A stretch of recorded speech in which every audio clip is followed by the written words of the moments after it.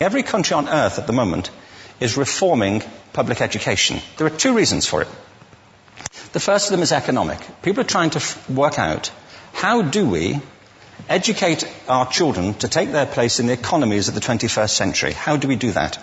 Given that we can't anticipate what the economy will look like at the end of next week, as the recent turmoil is demonstrating. How do we do that? The second, though, is cultural. Every country on earth is trying to figure out, how do we educate our children so they have a sense of cultural identity and so that we can pass on the cultural genes of our communities while being part of the process of globalization. How do we square that circle? The problem is they're trying to meet the future by doing what they did in the past. And on the way, they're alienating millions of kids who don't see any purpose in going to school. When we went to school, we were kept there with a story, which is if you worked hard and did well and got a college degree, you would have a job. Our kids don't believe that. And they're right not to, by the way. You're better having a degree than not, but it's not a guarantee anymore. And particularly not if the route to it marginalizes most of the things that you think are important about yourself. And people say we have to raise standards as if this is a breakthrough. You know, like, really, yes, we should. Why would you lower them? You know, I mean, I haven't come across an argument that persuades me of lowering them. But raising them, of course we should raise them. The problem is that the current system of education was designed and conceived and structured for a different age. It was conceived in the intellectual culture of the Enlightenment and in the economic circumstances of the Industrial Revolution. Before the middle of the 19th century, there were no systems of public education. Not really. I mean, you could get educated by Jesuits, you know, if you had the money. But public education, paid for from taxation, compulsory to everybody and free at the point of delivery, that was a revolutionary idea. And many people objected to it. They said it's not possible for many street kids, working class children, to benefit from public education. They're incapable of learning to read and write, and why are we spending time on this? So there's also built into it a whole series of assumptions about social structure and capacity. It was driven by an economic imperative of the time, but running right through it was an intellectual model of the mind, which was essentially the Enlightenment view of intelligence. That real intelligence consists in the capacity for a certain type of deductive reasoning and a knowledge of the classics originally, what we come to think of as academic ability. And this is deep in the gene pool of public education, that there are really two types of people, academic and non-academic, smart people and non-smart people. And the consequence of that is that many brilliant people think they're not, because they've been judged against this particular view of the mind. So we have twin pillars, economic and intellectual.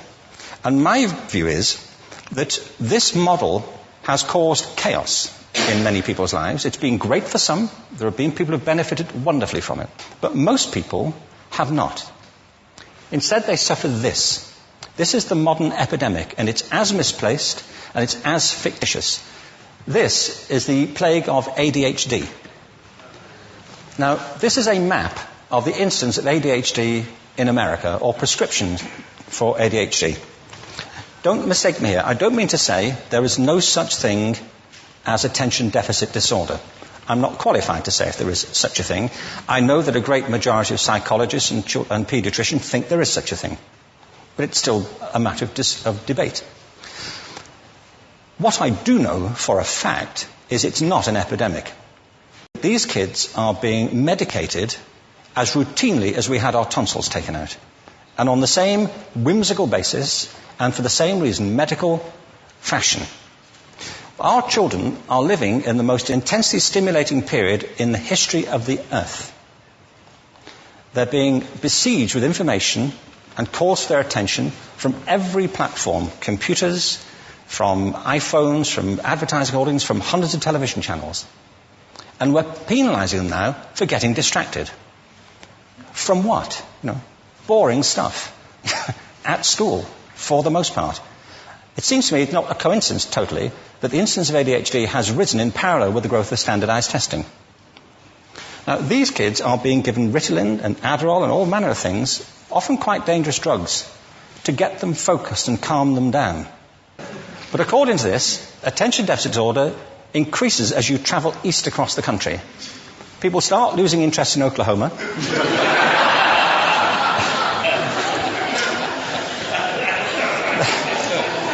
They can hardly think straight in Arkansas.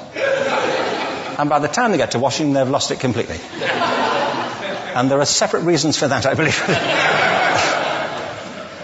It's a fictitious epidemic. If you think of it, the arts, and I don't say this exclusively of the arts, I think it's also true of science and of maths, but I say about the arts particularly because they are the victims of this mentality currently, particularly. The arts especially address the idea of aesthetic experience. An aesthetic experience is one in which your senses are operating at their peak, when you're present in the current moment, when you're resonating with the excitement of this thing that you're experiencing, when you are fully alive. An anesthetic is when you shut your senses off and deaden yourself to what's happening. And a lot of these drugs are that. We're getting our children through education by anesthetizing them. And I think we should be doing the exact opposite. We shouldn't be putting them asleep. We should be waking them up to what they have inside of themselves. But the model we have is this. I believe we have a system of education that is modeled on the interests of industrialism and in the image of it. I'll give you a couple of examples. Schools are still pretty much organized on factory lines, ringing bells, separate facilities, specialized into separate subjects. We still educate children by batches. We put them through the system by age group. Why do we do that? Why is there this assumption that the most important thing kids have in common is how old they are? It's like the most important thing about them is their date of manufacture. You know what I mean? Well, I know kids who are much better than other kids at the same age in different disciplines, or at different times of the day, or better in smaller groups than in large groups, or sometimes they want to be on their own. If you're interested in the model of learning, you don't start from this production line mentality. It's essentially about conformity, and increasingly it's about that as you look at the growth of standardized testing and standardized curricula. And it's about standardization. I believe we've got to go in the exact opposite direction. That's what I mean about changing the paradigm. There was a great study done recently of divergent thinking. Published a couple of years ago. Divergent thinking isn't the same thing as creativity. I define creativity as the process of having original ideas that have value. Divergent thinking isn't a synonym, but it's an essential capacity for creativity. It's the ability to see lots of possible answers to a question, lots of possible ways of interpreting a question, to think what Edward de Bono would probably call laterally, to think not just in linear or convergent ways, to see multiple answers, not one. So, there are tests for this. One kind of cod example would be people might be asked to say, how many uses can you think of for a paperclip? One of those routine questions. Most people might come up with 10 or 15. People who are good at this might come up with 200. And they do that by saying, well, could the paperclip be 200 foot tall and be made out of foam rubber? Does it have to be a paperclip as we know it, Jim? Now, there are tests for this, and they gave them to 1,500 people. This is in a book called Breakpoint and Beyond. And on the protocol of the test, if you scored above a certain level, you'd be considered to be a genius at divergent thinking. Okay? So my question to you is, what percentage of the people tested, of the 1,500, scored at genius level for divergent thinking? Now, you need to know one more thing about them. These were kindergarten children. So what do you think? What percentage at genius level? 80. 80, okay. 98%. Now, the thing about this was it was a longitudinal study. So they retested the same children 5 years later, ages of 8 to 10. What do you think? 50? They retested them again 5 years later, ages 13 to 15. You can see a trend here, can't you? Now, this tells an interesting story, because you could have imagined it going the other way, couldn't you? You start off not being very good, but you get better as you get older. But this shows two things. One is we all have this capacity, and two, it mostly deteriorates. Now, a lot of things have happened to these kids as they've grown up. A lot. But one of the most important things that happened to them, I'm convinced, is that by now they've become educated. They've spent 10 years at school being told there's one answer, it's at the back. And don't look. And don't copy, because that's cheating. I mean, outside schools, that's called collaboration, but inside schools. Now, this isn't because teachers want it this way, it's just because it happens that way. It's because it's in the gene pool of education.